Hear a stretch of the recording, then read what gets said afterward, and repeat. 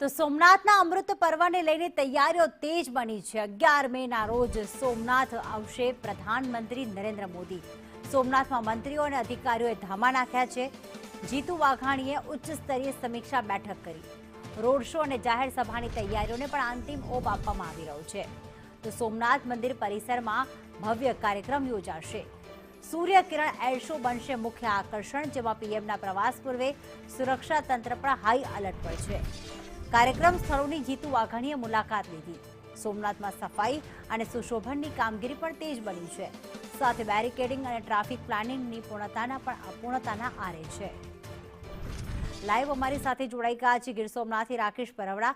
રાકેશ, કોઈ જ કચાશ બાકી ન રહે પીએમના સ્વાગતને લઈને, સોમનાથના 75 વર્ષની ઉજવણીને લઈને, ત્યારે સુરક્ષા હોય, સુશોભન હોય, લાઇટિંગ હોય, સાથે સ્વાગત હોય, બધાની તૈયારી જે છે એ થઈ ચૂકી છે। આખરી ઓપ આપી ચૂકવામાં આવ્યો છે, ત્યારે કયા કયા સ્થળોને અત્યારે કઈ રીતે સજાવવામાં આવ્યું?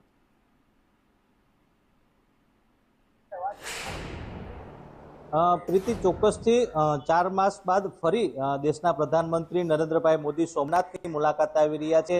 11 જાન્યુઆરીના રોજ સોમનાથ સ્વાભિમાન પર્વનો પ્રારંભ કરાવ્યો હતો, ત્યારબાદ 11 મેના રોજ ફરી સોમનાથ મહાદેવના દર્શને આવી રહ્યા છે। ખાસ કરીને સોમનાથ મંદિરની પ્રાણ પ્રતિષ્ઠાના 75 વર્ષ પૂર્ણ થયા છે અને અમૃત મહોત્સવ ઉજવાઈ રહ્યો છે। આ અમૃત મહોત્સવમાં દેશના પ્રધાનમંત્રી સહભાગી બની રહ્યા છે, ત્યારે તેમના આગમનને લઈ સોમનાથમાં જે છે તડામાર તૈયારીઓ હાલ શરૂ કરી દેવામાં આવી છે। આપ જોઈ શકો છો, આ સોમનાથ મંદિર પાસેનો આ વિસ્તાર છે।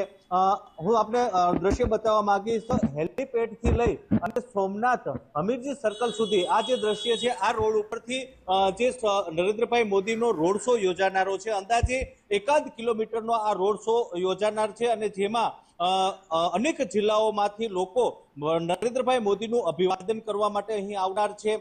ખાસ કરીને જાહેર સભા પણ યોજનાર છે।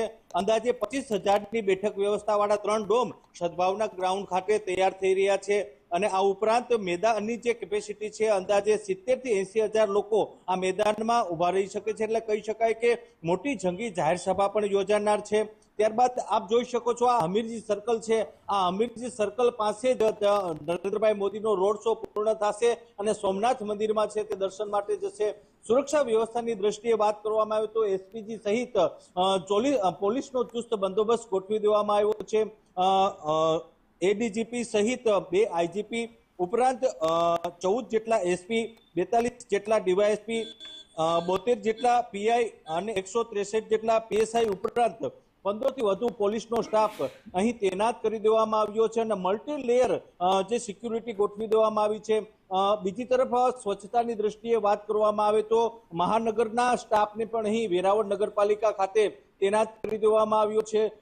જે સોમનાથ મંદિરનું જે આખું પરિસર ને આખો વિસ્તાર છે તેને ચોખ્ખો ચણાક કરાવી દેવામાં આવ્યો છે। એટલે કહી શકાય કે નરેન્દ્રભાઈ મોદીના આગમનને લઈ અને તૈયારીઓ છે તે પૂરજોશમાં હાલ ચાલી રહી છે। બિલકુલ, આભાર। વધુ અપડેટ માટે રાકેશ આપના સંપર્કમાં રહીશું।